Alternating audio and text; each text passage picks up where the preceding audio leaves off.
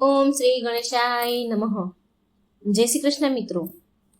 ક્યાં ઘરમાં માં લક્ષ્મી સદા નિવાસ કરે છે? સરસ મજાની કથા છે, વાર્તા છે, ખૂબ જ જ્ઞાન આપે, જીવન ઉપયોગી વાર્તા છે મિત્રો. જરૂર પૂરા ધ્યાનથી સાંભળજો અને વિડીયો સારો લાગે તો આ લાઈક કરજો, શેર કરજો અને આ ચેનલને સબસ્ક્રાઈબ પણ જરૂર કરજો.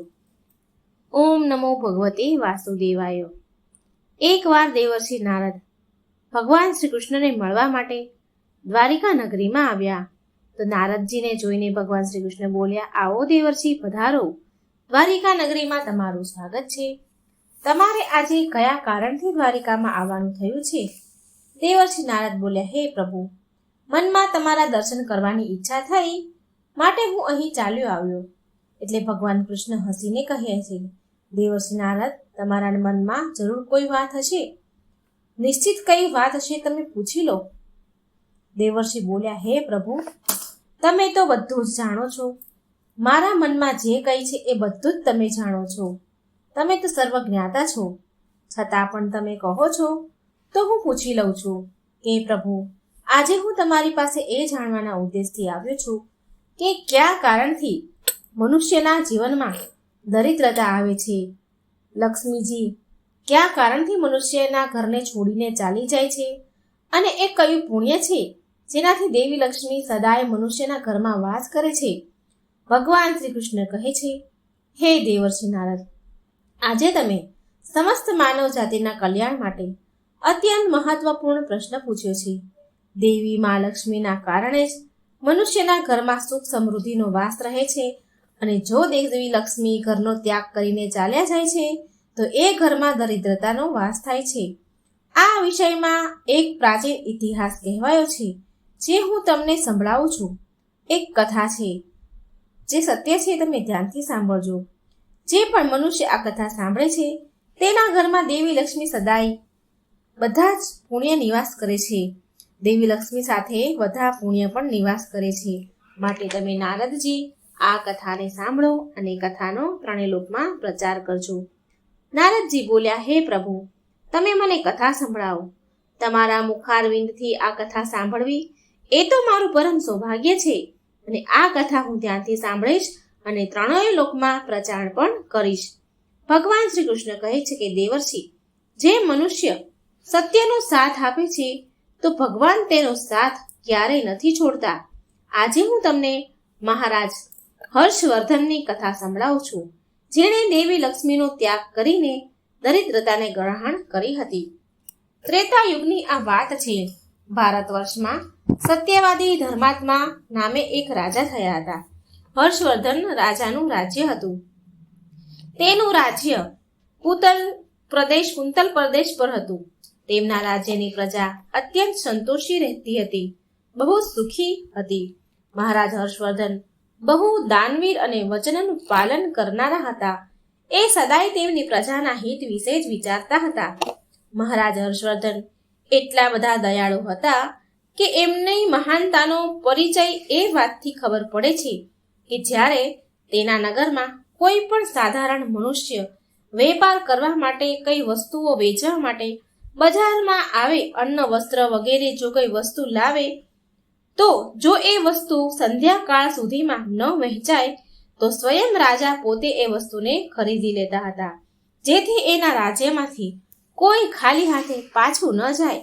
એમની પ્રજાના હિત માટે રાજાએ આ સત્યની પ્રતિજ્ઞા લીધી હતી.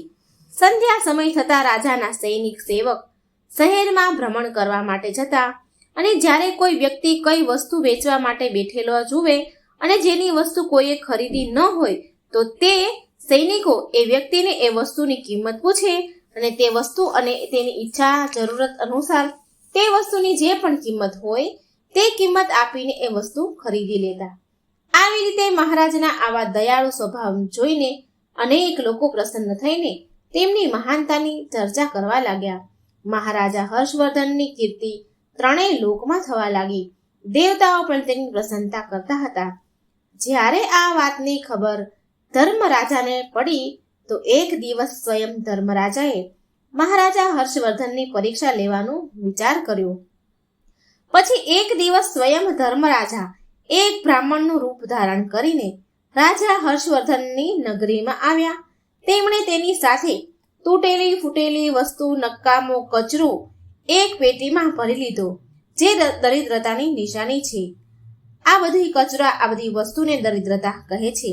તો એ દરિદ્રતા બધી પેટીમાં ભરી લીધી અને નગરમાં એ રાજાની પરીક્ષા લેવા માટે આવી ગયા અને નગરના બજારમાં એ કચરાની ભરેલી પેટી લઈને વેચવા માટે બેસી ગયા. પણ કોણ એવો કચરો, ભંગાર ખરીદે? હવે બ્રાહ્મણ રૂપી ધર્મરાજા આખો દિવસ બજારમાં બેઠા રહ્યા, પણ કોઈએ તેનો કચરો ખરીદ્યો નહીં.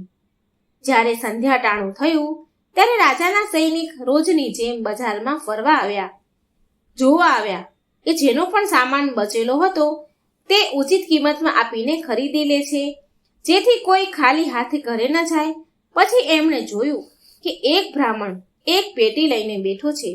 રાજાના સેવકોએ એ બ્રાહ્મણ પાસે ગયા અને આવીને પૂછ્યું કે હે બ્રાહ્મણ દેવ, મહારાજ, તમે આ નગરમાં નવા દેખાવ છો એવું લાગે છે. શું થયું? તમારો સામાન કોઈએ ખરીદ્યો નહીં? એવું તો શું લઈને આવ્યા છો તમારી આ પેટીમાં? મહારાજના આદેશથી અમે મહારાજના સૈનિકો સામાન ખરીદવા માટે આવ્યા છીએ. તમારી પેટીમાં શું છે અને આનું મૂલ્ય શું છે?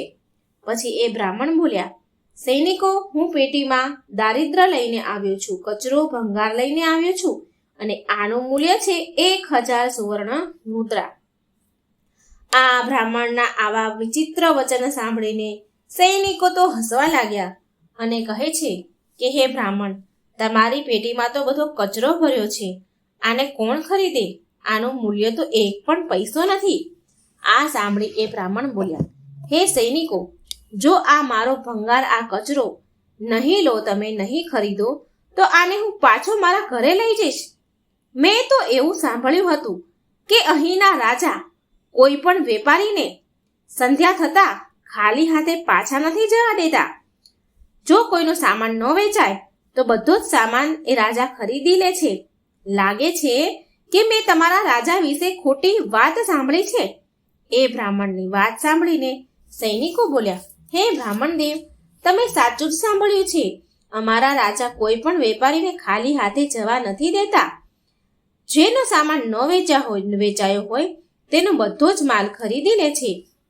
માટે તમે થોડી વાર ઊભા રહો, અમે મહારાજા રાજા હર્ષવર્ધન પાસે જઈને આવીએ છીએ. પછી એમનાથી એક સૈનિક મહારાજા હર્ષવર્ધન પાસે જઈને રાજાને કહે છે કે હે મહારાજ, આજે આપણા નગરમાં, આ બજારમાં એક બ્રાહ્મણ આવ્યા છે. એ બહુ વિચિત્ર છે. તેની પેટીમાં ભંગાર, કચરો, નકામો ભરીને લાવ્યા છે અને તેનું મૂલ્ય તે 1000 સુવર્ણ મુદ્રા કહે છે. ત્યારે એ મહારાજ બોલ્યા, હે સૈનિકો, તમે જઈને તેના સામાનનું મૂલ્ય જેટલું ઓછું થઈ શકે એટલું એને દઈને તેનું સામાન ખરીદીને લાવો અને તેની વસ્તુ લઈને આવો. એ બ્રાહ્મણને એ વસ્તુ સાથે પાછા ન જવા દેતા, નહીં તો મારું વચન ખોટું પડી જશે. એનો સામાન ખરીદી લો.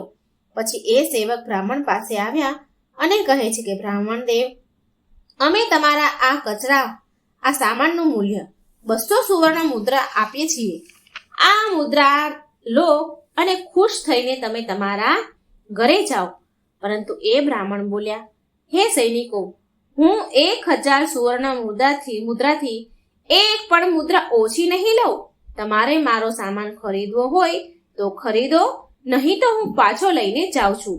ત્યારે એ રાજાના સૈનિકોએ કહ્યું, ઠીક છે બ્રાહ્મણ દેવ, તો અમે આ પેટીની કિંમત 500 મુદ્રા આપીએ છીએ.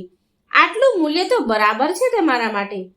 પણ આટલું કહેવા છતાં પણ બ્રાહ્મણ માન્યા નહીં અને 1000 મુદ્રા પર જ અટકી રહ્યા અને કહે છે કે મારો સામાન લેવું હોય તો લો, નહીં તો હું આ સામાન લઈને પાછો ચાલ્યો જાઉં છું. ત્યારે ફરીથી એ સૈનિક રાજા પાસે જાય છે અને તેને કહે છે કે હે મહારાજ, અમે એ બ્રાહ્મણને 500 મુદ્રા આપવાની કોશિશ કરી, પરંતુ એ બ્રાહ્મણ છતાં પણ નથી માની રહ્યા. તેની પેટીમાં નકરો કચરો, દારિદ્ર ભર્યું છે, છતાં પણ એ 1000 મુદ્રા માંગી રહ્યા છે. તમારે એનો કચરો 1000 મુદ્રામાં ન ખરીદવો જોઈએ મહારાજ. રાજા હર્ષવર્ધન બોલ્યા, હે સૈનિકો, આ મારા સત્યની પ્રતિજ્ઞા છે. મેં વચન લીધું છે, હું કોઈ પણ વ્યક્તિને મારા રાજ્યમાંથી ખાલી હાથે ન જવા દઈ શકું. માટે તમે જાઓ અને એ બ્રાહ્મણ જે કિંમત કહે છે એ કિંમત આપીને તેની વસ્તુને ખરીદીને લઈ આવો. આમાં કોઈ શંકા નથી, આમાં કોઈ સંકોચ ન કરો. પછી એ સિપાહી બ્રાહ્મણ પાસે ગયા અને તેણે તે બ્રાહ્મણને 1000 સુવર્ણ મુદ્રાઓ આપી અને તેની દરિદ્રની ભરેલી પેટી લઈ લીધી. અને પછી એ બ્રાહ્મણ ચાલ્યા ગયા. અને પછી સિપાહીઓ એક કચરો દરિદ્રની ભરેલી પેટી લઈને રાજાના મહેલમાં આવી ગયા. મહારાજે એ પેટીને રાજમહેલની અંદર મુકાઈ દીધી. હવે રાત્રિનો સમય થયો. જ્યારે રાત્રિનો સમય થયો, સુવાનો સમય થયો, તો મહેલના દરવાજામાંથી એક સરસ અત્યંત સુંદર સ્ત્રી નીકળી.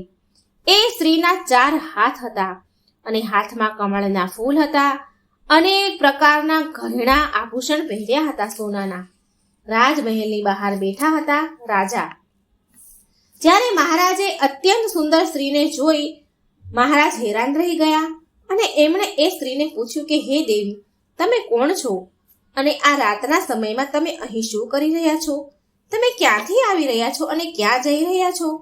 મહારાજની વાત સાંભળીને એ સ્ત્રી બોલી કે હે રાજન, હું તમારા રાજ્યની લક્ષ્મી છું. તમે સત્યવાદી ધર્માત્મા છો અને તમારા રાજમહેલમાં રહું છું હું. પણ આજે તમારા રાજમહેલમાં દરિદ્રતા આવી ગઈ છે અને જ્યાં દારિદ્ર હોય છે ત્યાં લક્ષ્મી નિવાસ નથી કરતી.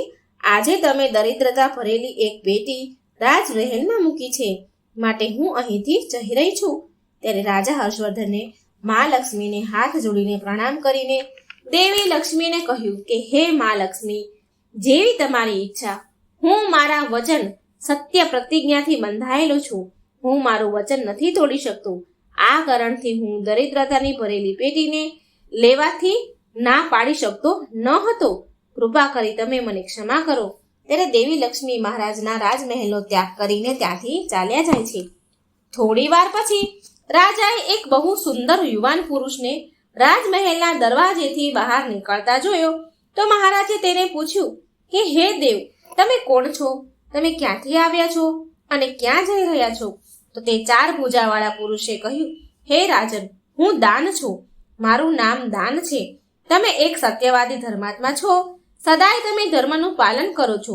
આ કારણથી હું તમારા રાજમહેલમાં નિવાસ કરતો હતો.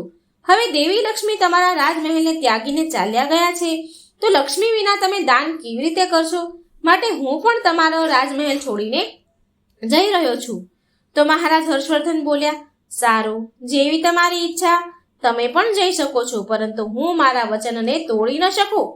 પછી દાન પણ મહારાજના રાજમહેલને છોડીને ચાલ્યા જાય છે. ત્યાર પછી એક બીજો પુરુષ સુંદર રાજમહેલમાંથી દરવાજેથી બહાર નીકળે છે. તો મહારાજ તેને જોઈને પૂછે છે કે હે દેવ, હવે તમે કોણ છો? તમે ક્યાં જઈ રહ્યા છો? એ પુરુષ બોલે છે, હે રાજન, હું યજ્ઞ છું. તમે સત્યવાદી ધર્માત્મા છો. તમે સદાય દાન ધર્મ કરતા હતા. એ કારણથી હું તમારા રાજ્યમાં નિવાસ કરતો હતો.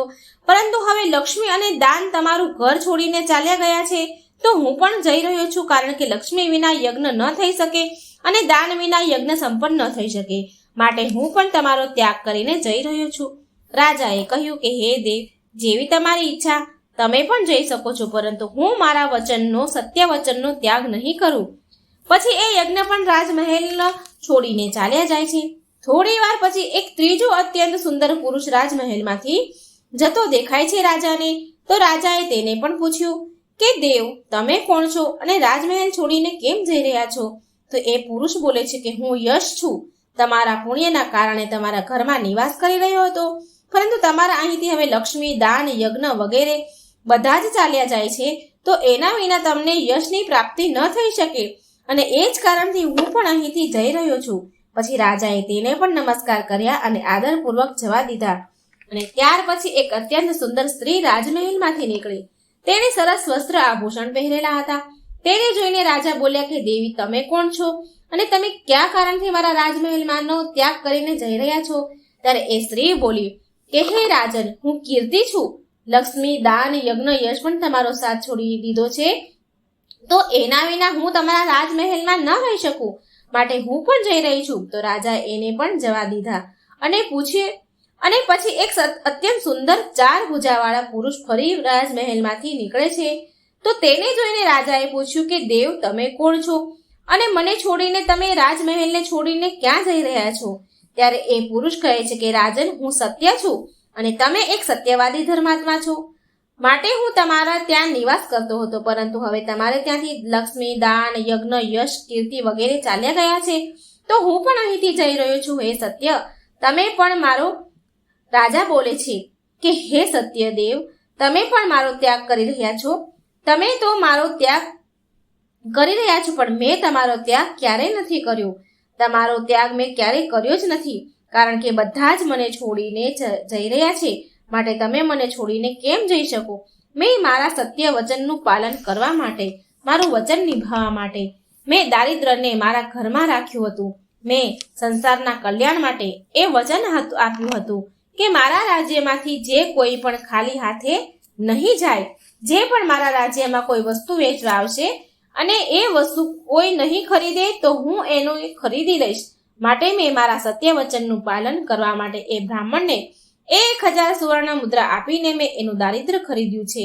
અને એ દારિદ્રની પેટીના કારણે દેવી લક્ષ્મીએ આવીને મને કહ્યું કે હે રાજન, હું એવા સ્થાન પર નથી નિવાસ કરતી જે સ્થાન પર દારિદ્ર્ય રહે છે. અને દેવી લક્ષ્મીના જવાની સાથે યજ્ઞ, દાન, યશ, કીર્તિ બધા જ મને છોડીને ચાલ્યા ગયા છે. મારા સત્ય વચનના પાલન કરવા માટે મેં આ બધાને જવા દીધા છે. અને હવે તમે પણ મને છોડીને ચાલ્યા જાઓ છો? ના, તમે ન જઈ શકો. મહારાજ હર્ષવર્ધનની વાત સાંભળીને એ સત્ય બોલ્યા, હે રાજન, મેં તમારા માટે આ બધાનો ત્યાગ કર્યો છે. જો તમે મારા માટે આ બધાનો ત્યાગ કર્યો છે તો ઠીક છે, હું તમારો રાજમહેલ છોડીને નહીં જાઉં. તમે સાચે જ એક પુણ્ય આત્મા અને સત્યવાદી રાજા છો. માટે હું આજથી તમારા રાજમહેલને છોડીને ક્યારેય નહીં જાઉં અને તમારા રાજમહેલમાં નિવાસ કરીશ. અને એ સત્ય ફરીથી રાજમહેલની અંદર પાછા ચાલ્યા ગયા. ત્યાર પછી એક સુંદર સ્ત્રી પાછી રાજમહેલની અંદર આવે છે અને રાજા જુએ છે તો એને પૂછે છે કે દેવી, તમે કીર્તિ છો? હમણાં જ મને છોડીને ચાલ્યા ગયા હતા, તો પછી પાછા કેમ આવ્યા છો? તો કીર્તિ બોલે છે કે હે રાજન, મને ક્ષમા કરો. હું લક્ષ્મી, યજ્ઞ, દાન વિના તો રહી શકું છું, પણ સત્ય વિના ન રહી શકું. માટે હું જ્યાં સત્ય હશે ત્યાં જ હું રહીશ. પછી રાજાએ તેનું સ્વાગત કર્યું અને કીર્તિ રાજમહેલમાં અંદર આવી ગયા. પછી યશ પણ પાછા આવ્યા. રાજમહેલમાં આવ્યા તો રાજાએ તેને કહ્યું કે હે દેવ, તમે તો યશ છો. તમે મને છોડીને ચાલ્યા ગયા હતા, તો પાછા કેમ આવ્યા છો? તો યશ બોલ્યા, હે રાજન, કોઈ રાજા ભલે ગમે તેટલો ધનવાન કેમ ન હોય, દાનવીર પણ હોય, પણ સત્ય વિના તેને યશ ન મળી શકે. માટે જ્યાં સત્ય છે હું પણ ત્યાં જ વાસ કરું છું. સત્ય વિના હું ન રહી શકું. આમ કહીને યશ પણ રાજમહેલમાં પ્રવેશ કરે છે. થોડી વાર પછી ત્યાં યજ્ઞ આવે છે. રાજાએ તેને પણ પૂછ્યું કે હે દેવ, તમે પાછા કેમ આવ્યા? તો યજ્ઞ કહે છે કે રાજન, ભલે કોઈ ગમે તેટલો ધનવાન હોય, દાનશીલ કેમ ન હોય, પણ સત્ય વિના યજ્ઞ શોભા નથી આપતો. તો તમારી અંદર સત્ય બિરાજમાન છે, માટે હું તમારી પાસે જ રહીશ. આટલું કહીને યજ્ઞ પણ રાજમહેલમાં આવી ગયા. ત્યાર પછી દાન પણ પાછા આવ્યા. રાજાએ એને પણ પૂછ્યું કે હે દેવ, તમે પણ મને છોડીને ચાલ્યા ગયા હતા, તો પછી કયા કારણથી પાછા આવ્યા છો? તો દાન કહે છે કે રાજન, હું દાન છું. થોડી વાર પહેલા હું તમને છોડીને ચાલ્યો ગયો હતો, પરંતુ તમારી અંદર સત્ય બિરાજમાન છે અને જ્યાં સત્ય છે ત્યાં જ હું છું. કોઈ મનુષ્ય ભલે ગમે તેટલો ધનવાન હોય, પણ સત્ય વિના એ દાન નથી કરી શકતો. દાનનું મહત્વ સત્ય સાથે જ છે, માટે હું પણ પાછો આવી ગયો. રાજા બોલ્યા, સ્વાગત છે તમારું. અને પછી દાન પણ રાજમહેલની અંદર ચાલ્યા ગયા. અને પછી સાક્ષાત દેવી લક્ષ્મી ફરી પાછા આવ્યા. રાજા બોલ્યા, હે મા લક્ષ્મી, તમે પાછા કયા કારણથી આવ્યા? તમે તો મને છોડીને ચાલ્યા ગયા હતા. તો દેવી લક્ષ્મી બોલ્યા, હે રાજન, આ તમારા સત્યની પરીક્ષા હતી. તમારી અહીં યશ, સત્ય, દાન, કીર્તિ, યજ્ઞ બધા જ નિવાસ કરે છે અને લક્ષ્મી વિના બધા જ વિફળ થઈ જશે. માટે હું તમારા સત્ય ધર્મની રક્ષા કરવા માટે પાછી આવી છું. ત્યારે રાજા બોલ્યા, હે મા લક્ષ્મી, મારા અહીં તો દરિદ્રની ભરેલી પેટી છે. જ્યાં દારિદ્ર છે ત્યાં તમે કેવી રીતે નિવાસ કરશો? તો દેવી લક્ષ્મી બોલ્યા, હે રાજન, મારી કૃપાથી એ દરિદ્રથી ભરેલી પેટી પણ સુવર્ણ રત્નોથી ભરાઈ જશે. આટલું કહીને માં લક્ષ્મી પણ રાજમહેલમાં પ્રવેશ કરે છે. માં લક્ષ્મીના પ્રવેશ કરતા એ પેટીમાં ભરેલા કૂડો કચરો હીરા મોતી સોનાના દાગીનાથી ભરાઈ ગયો. સોનાના દાગીનામાં એ પેટી બદલાઈ ગઈ અને આ બસ થોડી જ વાર થઈ તો સ્વયં ધર્મરાજા બ્રાહ્મણના રૂપમાં રાજમહેલમાં પાછા આવ્યા. ત્યારે રાજાએ બ્રાહ્મણને પૂછ્યું કે હે બ્રાહ્મણ દેવ, તમે કોણ છો? તમે તો મારો ત્યાગ નતો કર્યો, તો પછી તમે અહીં કેવી રીતે આવી ગયા? ત્યારે એ બ્રાહ્મણ બોલ્યા કે હે રાજન, હું સાક્ષાત ધર્મ છું. હું જ બ્રાહ્મણનું રૂપ ધારણ કરીને આવ્યો હતો અને મેં જ 1000 સુવર્ણ મુદ્રાના બદલે દારિદ્ર તમને આપ્યું હતું, પરંતુ તે તમે તમારા સત્યના બળથી મને જીતી લીધો છે. માટે હવે હું તમને વરદાન આપવા માટે આવ્યો છું. કહો, તમને કયું વરદાન આપું? આટલું કહીને ધર્મરાજાએ એમના મૂળ સ્વરૂપમાં આવી ગયા, એમનું મૂળ સ્વરૂપ ધારણ કર્યું. ત્યારે રાજા હર્ષવર્ધન બોલ્યા, હે ધર્મરાજા, તમારા દર્શન કરીને હું ધન્ય થયો છું. કૃપા કરીને તમે તમારી કૃપા સદાય મારા ઉપર બનાવી રાખજો. બસ મને બીજું કંઈ નથી જોઈતું. પછી ધર્મરાજાએ રાજાને હર્ષવર્ધન રાજાને આશીર્વાદ આપ્યા અને એ સ્થાનથી અંતર્ધ્યાન થઈ ગયા. ભગવાન શ્રી કૃષ્ણ કહે છે કે હે નારદજી, આ રીતે રાજા હર્ષવર્ધને તેમના સત્ય ધર્મના કારણે જ મહારાજે બધા જ ઉપર વિજય મેળવી હતી. માટે મનુષ્યએ ક્યારેય પણ સત્યનો અનાદર ન કરવો જોઈએ. હંમેશા સત્યનું પાલન કરવું જોઈએ. જે સત્યના માર્ગ પર ચાલે છે તેની પાસે લક્ષ્મી, દાન, યજ્ઞ, યશ, કીર્તિ, ધર્મ સદાય નિવાસ કરે છે. તો મિત્રો, આવી રીતે ભગવાન શ્રી કૃષ્ણએ નારદજીને અત્યંત મહત્વપૂર્ણ જ્ઞાન આપ્યું હતું, જે આપણને પણ જીવનમાં ખૂબ જ ઉપયોગી થશે. તો મિત્રો, વાર્તા સારી લાગી હોય તો વિડીયોને લાઈક અને શેર કરવાનું ભૂલતા નહીં અને આ ચેનલને સબસ્ક્રાઈબ પણ જરૂર કરજો. જય શ્રી કૃષ્ણ. રાધે રાધે. Thank you.